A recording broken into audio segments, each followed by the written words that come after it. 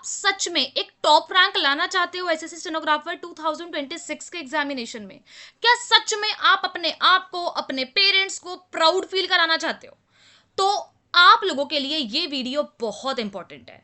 Hi everyone, welcome back to अपनी परीक्षा। मेरा नाम है दिशा एंड मेरा सिलेक्शन एसएससी स्टेनोग्राफर के एग्जाम में हो रखा है और मैंने बहुत सारे एग्जाम्स ऑलरेडी क्रैक कर रखे हैं। सो मे बी मैं आपको गाइड कर सकती हूँ कि आपको इस एग्जाम में क्या अप्रोच रखनी है, क्या टाइम टेबल फॉलो करना चाहिए, बोथ जो फुल टाइम यहाँ पे टाइम दे रही है और जॉब वाले, क्योंकि मैं दोनों का टाइम टेबल समझ सकती हूँ। एक टाइम पे जब मैं फुल टाइम प्रिपेयर करा करती थी, एक टाइम पे जब मैं वर्किंग होने के साथ बहुत सारी चीजों को हैंडल करने के साथ प्रिपेयर करा करती थी, तो I can understand both pain. तो शायद मैं आपको गाइड कर पाऊंगी। ठीक है, सो फटाफट से वीडियो को कर देना लाइक, चैनल को सब्सक्राइब और शेयर कर देना इस वीडियो को, प्लीज प्लीज प्लीज। और प्लीज इस वीडियो को हाइप कर देना, लाइक करते ही ऑप्शन आएगा। और अगर आप 2026 की तैयारी कर रहे हो तो आपकी अभी एज क्या है और आप अभी कौन सी सिटी से ये वाली वीडियो देख रहे हो, प्लीज कमेंट कर देना। काफी हेल्प मिलती है कि भाई कहाँ की ऑडियंस हमें देख रही है। ठीक है, आप एक फैमिली की तरह हो। और ये बहुत सारे सिलेक्शंस जो हैं अपनी परीक्षा के आपको आए दिन मिल जाएंगे, because why we are the best. हम सिलेक्शन से प्रूव करते हैं, हमें कभी भी कोई जरूरत नहीं पड़ती बाय गॉड ग्रेस कि किसी और का नाम लेके चले। ठीक है, जो इंसान इस फील्ड में 5 साल से टिका हुआ है और सिलेक्शन देता हुआ आया है, सो उनको प्रूव करने की जरूरत नहीं पड़ती। बट हाँ, कुछ चैनल्स को होता है कि दूसरों के दम पे चलने की आदत होती है, तो वो अपने कंटेंट की जगह बस दूसरों को होता ना गिरियाने में, बताने में ही लगे रहते हैं। So leave that. चलो हम शुरू करते हैं पॉजिटिविटी के नोट के साथ। 2020, 22, 23, 24, 25 में हमने काफी अच्छे तरीके से बच्चों को गाइड करा है और अब ये हमारा एकदम मान लो छठा सेशन है 2026 के लिए, हम जिन्हें गाइड करने वाले हैं। तो वाई 165 नंबर? क्वेश्चन तो आता होगा दिमाग में, यार ये 165 से क्या ऑब्सेशन है मैम का? तो ऐसा है कि इसका कोई रीजन नहीं है कि मैं लाई थी 164.5 तो इसलिए मैं ऐसे बोलती हूँ। The reason is competition plus awareness. इस टाइम पे बहुत हाई कंपटीशन है। इस टाइम पे आपको हर बंदा दिख जाएगा जो बोलेगा कि यार एसएससी स्टेनो से भी तो 4600 मिल जाता है, एसएससी स्टेनो से भी तो मैं MEA, railways, income tax, GST, NIA, CBI ले सकता हूँ, तो क्यों ना मैं ट्राई कर लूँ, क्यों ना मैं ये एग्जाम क्रैक कर लूँ। तो बच्चों में ना आजकल काफी अवेयरनेस है और कंपटीशन भी कहीं ना कहीं अब इस एग्जाम में ठीक ठाक देखने को मिलता है, क्योंकि 2018-17 इन सब ईयर्स में तो ये एग्जामिनेशन बहुत पॉपुलर नहीं हुआ करता था। बट अब बच्चों को अवेयरनेस हो गई है कि भाई यहां से भी हम एमईए ले सकते हैं। और आप जो वीडियो देख रहे हो ना, एक मैनिफेस्टेशन करो कि आप इस बार बेस्ट मिनिस्ट्री, बेस्ट मतलब ग्रेड सी में नंबर आप लेकर आओगे।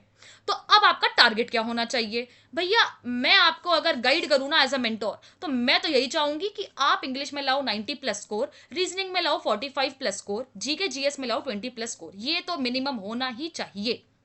और एग्जाम का कैलेंडर आउट हो चुका है। 8th नंबर पे देखो, आपका फेवरेट एग्जामिनेशन 2026 का आ चुका है और अप्रैल में आपका नोटिफिकेशन आ जाएगा और आपका एग्जामिनेशन अगस्त में हो जाएगा। लास्ट ईयर की कट ऑफ कुछ इस प्रकार देखें कि सबसे जैसे जो मान लो बीआरओ की जो कट ऑफ गई थी ना, जिसमें सिर्फ मेल अलाउड है, तो उसकी कट ऑफ गई थी 152.5, यूआर की, ओबीसी की भी ऑलमोस्ट वही, एससी की 148, सबसे सर्ज मिला था एससी में, और एसटी की 121.6।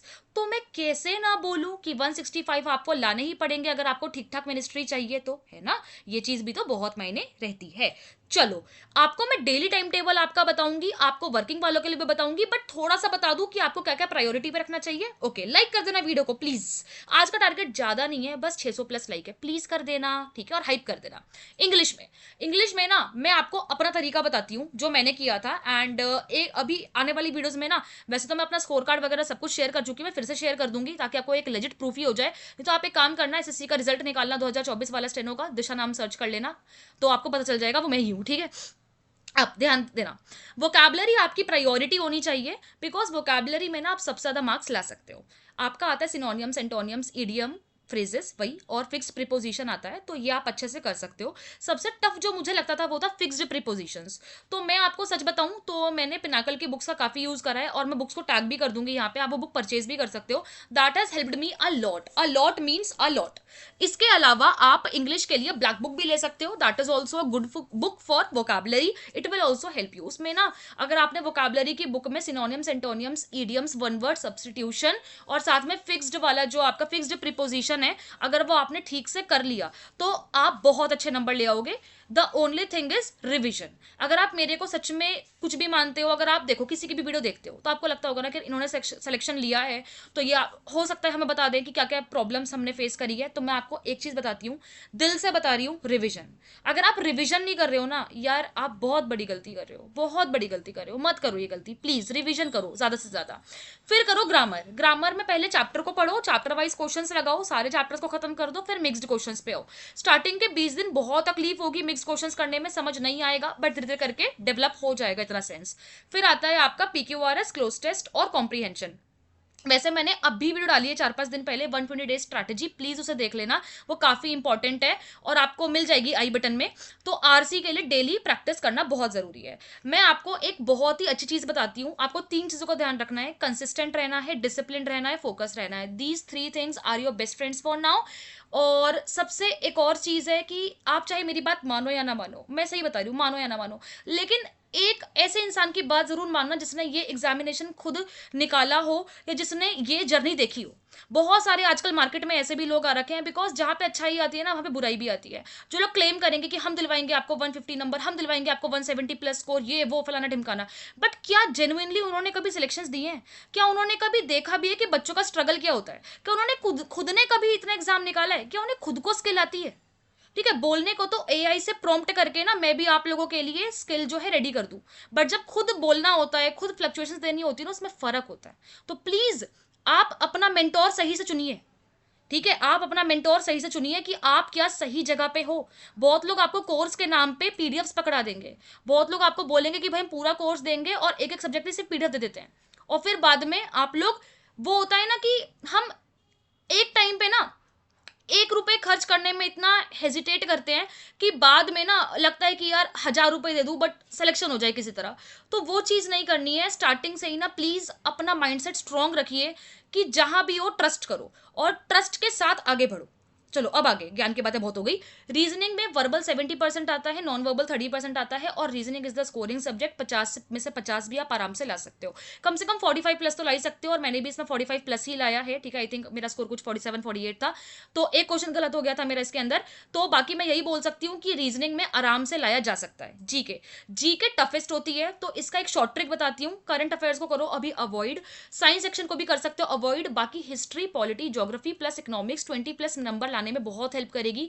ये करो आप अच्छे नोट्स से, अच्छी पीडीएफ से, या ल्यूसेंट की बुक से, या पिनाकल से, या कहां से भी आपको ठीक लगे। और साथ में आप स्टैटिक जीके भी कर सकते हो, एक एक टॉपिक उठाओ, डेली बेसिस पे करो और संडे संडे को रिवाइज करो। सिंपली ये आपका प्लान है। अब आते हैं टाइम टेबल पे। टाइम टेबल बताने से पहले अगर आपको लग रहा है कि यार मुझे कोई बेस्ट गाइडेंस दे दे, बेस्ट मेंटोरशिप प्रोग्राम मिल जाए जहां पे सिलेबस कंप्लीट हो जाए, जहां पे प्रैक्टिस हो, बेस्ट पीडीएफ्स हो, मतलब एवरीथिंग, कि आपको लगे कि यार यहाँ पे मेरे को सही से सब कुछ प्रूव करा जा रहा है, तो आप व्हाट्सएप कर सकते हो 8824400122 पे, या टेलीग्राम पे मैसेज कर सकते हो। हमने बेस्ट मेंटोरशिप प्रोग्राम लॉन्च करी हुई है और इसके अंदर मोर देन 300 प्लस सिलेक्शन हम दे चुके हैं, और आगे भी बाय गॉड ग्रेस हम देंगे। और इसके थ्रू एम्स में, सीएसआईआर में, आपका एमटीएस में, सीजीएल में, सीपीओ में भी हम सिलेक्शंस दे चुके हैं। इसके अलावा अगर आपको स्पीड क्लास को ज्वाइन करना है तो भी सेम व्हाट्सएप नंबर है, आप डेमो लेके ज्वाइन कर सकते हो स्पीड क्लास को। और अगर आपकी पिटमैन कंप्लीट करनी है तो उसके लिए भी हमने आपका जुगाड़ कर दिया है। कोई भी, एक चीज बताती हूँ, ऐसे फीडबैक्स आपको कभी भी नहीं देगा किसी भी चीज के लिए। ठीक है, तो इस चीज का हमेशा ध्यान रखना और इस चीज को हमेशा तवज्जो देना। अब देखो टाइम टेबल के ऊपर अगर मैं आपका फोकस करूं तो ये है, 7 बजे उठना है। देखो ठंडी का टाइम है, मैं नहीं बोलूंगी 6 बजे उठने, बट जैसे जैसे गर्मी आए तो अपना 6 बजे कर लेना इस टाइम टेबल को। 7 बजे उठना है, 8:30 बजे तक, ये डेली वालों का है, अभी ऑफिस वालों का बताऊंगी। 7 बजे उठना है, 8:30 बजे तक वो कैब करना है, और 7 से 8 वो कैब करना है, 30 मिनट्स करना है आपको रीडिंग सेक्शन। उसमें आपका 2 पीक्यूआरएस, एक क्लोज टेस्ट और एक पैसेज सॉल्व होना चाहिए 30 मिनट्स के अंदर। 8:30 से 9 बजे तक आप आधे घंटे जो है थ्योरी पढ़ो ग्रामर की, हो सके तो 30 मिनट्स को स्ट्रेच करके 45 मिनट्स भी कर सकते हो, और उसके बाद उसी के क्वेश्चंस लगाओ। अगर आपका ऑलरेडी ये सब कंप्लीट है तो आप डायरेक्टली मिक्स क्वेश्चन पे आ सकते हो। इसके बाद आपका जो बीच का टाइम है उसमें आप अपना ब्रेकफास्ट कर लो, फ्रेश हो जाओ, नहा लो अच्छे से, फिर 11 से 12 बजे चैप्टर वाइज आपको क्वेश्चंस लगाने हैं, 50 से 100 वो आप वेरी कर सकते हो, देख सकते हो कितने लग रहे हैं रीजनिंग के। कौन सी बुक यूज करनी है, किरण भी बहुत अच्छी है, पिनाकल भी अच्छी, जो अच्छी लगे वो यूज कर सकते हो। मैंने पिनाकल करी थी। 12 से साढ़े 12 बजे आप थोड़ा सा रिलैक्स करने के लिए टाइपिंग की प्रैक्टिस कर सकते हो, पी फॉर प्रैक्टिस है यहाँ पे। अब इसके बाद 12:30 से लेकर 2 बजे तक आप इसमें फ्री हो, इसमें थोड़ा सा नैप ले लो, लंच कर लो, थोड़ा सा अगर आपको मॉक देने का मन है या आपकी कोई स्टेनो क्लास होती है तो वो आप देख सकते हो। 2 से 3 बजे जीके की थ्योरी पढ़ो, चाहे हिस्ट्री कर लो। अगर आप मेरे से पूछो कि मैम डेली सब्जेक्ट चेंज करने चाहिए, नहीं, मेरे हिसाब से 1 महीने अच्छे से रगड़ के हिस्ट्री कंप्लीट कर लो, फिर ज्योग्राफी उठाओ और ज्योग्राफी के साथ करो हिस्ट्री की एमसीक्यू, फिर ज्योग्राफी खत्म हो जाए तो ज्योग्राफी की एमसीक्यू प्लस पॉलिटी करो। ऐसे करना चाहिए मेरे हिसाब से, मैंने ऐसे किया था। 2 से 3 बजे ज्योग्राफी सॉरी जीके जीके की थ्योरी करो, 3 से 4 बजे आप प्रैक्टिस करो, बुक्स टैग कर दी है मैंने, तो वहां से आप क्वेश्चंस की प्रैक्टिस कर सकते हो। 5 से 6 बजे मैं स्टेनो का टाइम दे रही हूँ, क्लास होगी आपकी 6 से 8 बजे क्लास है या स्टेनो की प्रैक्टिस है वो कर लो, क्योंकि वो भी जरूरी है। फिर 8 से 9 बजे अपना प्रॉपर सेक्शनल दे दो, 9 से 10 आपने एक छोटा मॉक दे दिया, तो ये बहुत जरूरी बन जाता है यहाँ पे। और आप टेक्स्ट बुक के लिए यूज कर सकते हो कोड APNI। अब ये करने से आपके 6 से 7 घंटे का आपका सीबीटी भी हो जाएगा, 2 घंटे का स्किल भी हो जाएगा, कंसिस्टेंट फोकस प्लस डिसिप्लिन ये भी हो जाओगे, क्योंकि सबसे जरूरी लाइफ में यही है कि आप इस एग्जाम को निकालो। ठीक है, अब वर्किंग स्टूडेंट्स, मैं ये मान के चलती हूँ कि बेचारे सुबह नहीं पढ़ पा रहे, 7 बजे शाम में घर आ रहे हैं, घर आए, फ्रेश हुए, इंग्लिश निकालनी है, वो cap plus reading section plus grammar आपको 2 घंटे में निपटाना है। अब जो आपके लिए इजी पड़ता है उसको सिर्फ रिवाइज करना है, जो चीज आपको टफ पड़ती है उसको अच्छे से करना है। फिर रीजनिंग को मैं आपको एक टारगेट दे रही हूँ 13 फरवरी तक। ठीक है, 13 फरवरी तक आप आराम से अपना जो है रीजनिंग का पूरा कोर चैप्टर वाइज निपटाइए और डेली बेसिस पे सेक्शनल देना शुरू करिए। मैं दोनों को दे रही हूँ वैसे टारगेट, ठीक है, और मुझे बताना टारगेट कंप्लीट होते ही। फिर अपना 9 बजे अपना सेक्शनल वगैरह देना है रीजनिंग का, 10 बजे जीके की पीडीएफ से करना है, प्लस 11 बजे तक एमसीक्यू वगैरह देने हैं। अब वीकेंड्स पे आप लोगों को ऑफिस वालों बहुत टाइम देना है, सेक्शनल रिवीजन, रीजनिंग को फास्ट करना है और इंग्लिश को फास्ट और जीके को डेली करना है। अगर आप इस चीज को फॉलो करते हो, ट्रस्ट मी, आपको बहुत अच्छी रैंक मिलेगी, बहुत बहुत बहुत अच्छी रैंक मिल सकती है। तो इस चीज का आपको ध्यान रखना है। सेक्शनल जो है वो ऑफिस में देने हैं, लाइब्रेरी में भी जा सकते हो, मेंटोरशिप प्रोग्राम का भी यूज कर सकते हो। डेली 3 साढ़े 3 घंटे के हमारे टारगेट्स रहते हैं, हमारे फीडबैक्स भी मतलब देख सकते हो आप। देखो तो कि आज पता है हमने ना एक फ्री क्लास जो है छोटी सी लॉन्च करी थी, उसके लिए मैंने एक अनाउंसमेंट भी करी थी कि हम लोग 2025 का स्किल, क्योंकि 2829 को उनके लिए फ्री डिक्टेशन करवा रहे थे, तो आज ही क्लास स्टार्ट हुई और क्लास बहुत अच्छी थी, बच्चों का फीडबैक आना भी शुरू हो गया। तो मजाक नहीं कर रही, आप ट्रस्ट करके देखो, हम कभी आपको डिसअपॉइंट नहीं करेंगे। अभी 3 चीजें चल रही है, मेंटोरशिप प्रोग्राम, स्पीड की क्लासेस चल रही है, पिटमैन की क्लासेस चल रही है, हर चीज के लिए व्हाट्सएप पे इंक्वायरी कर सकते हो। इसके अलावा देखो लाइफ में ना एक चीज का हमेशा ध्यान रखना, कंसिस्टेंट रहना है, फोकस रहना है, डिसिप्लिन रहना है, जिस पे भी ट्रस्ट कर रहे हो जैसे ट्रस्ट करना है, लेकिन आंखें खोल के ट्रस्ट करना है।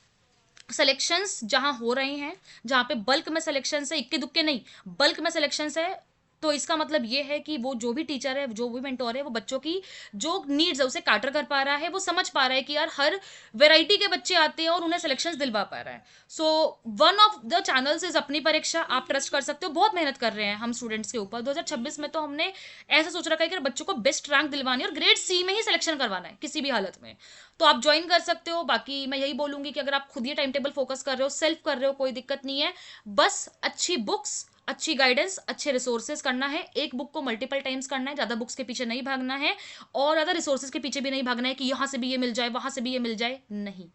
ठीक है, बाकी कुछ भी डाउट्स आए कमेंट सेक्शन में बता देना। आपकी अभी क्या एज है ये बता देना, उस हिसाब से पता चल जाता है, और आप कौन सी सिटी से वीडियो देख रहे हो। बाकी please like, subscribe, share, hype सब कर देना, and take care. God bless you all.